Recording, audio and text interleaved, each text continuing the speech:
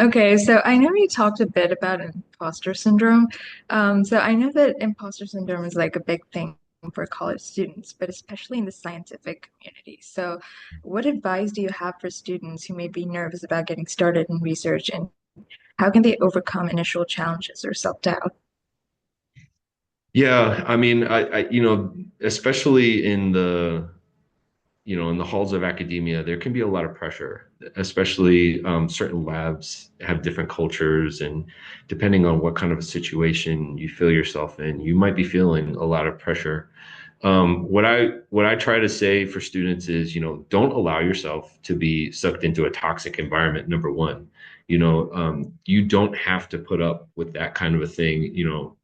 Basic human decency is not asking too much, right? So if you do find yourself in one of those situations, don't be afraid of, trying to seek another opportunity in a different lab or finding a mentor that's actually more aligned with your learning style or your goals and your career goals. Maybe you're more independently driven, or maybe you might find that you might want to collaborate more in a team-oriented environment. Both of those things are good. You just got to find the right fit for you. But overall, when it comes to imposter syndrome, I try to tell people don't believe the hype, right? There tends to be a lot of ego posturing that happens. I think it's just human nature, really.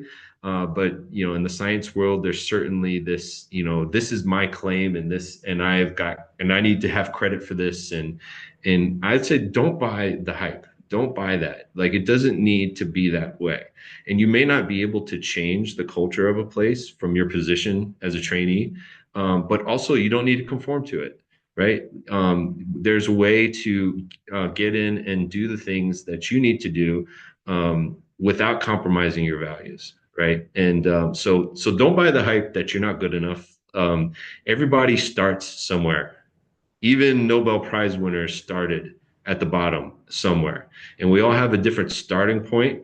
But what matters is the direction that you're headed, right? Are you doing the things to continue to enrich yourself? Now, that's the other side of it. You can't just sit back on your heels and expect to get all the things that you want without putting in the work, right?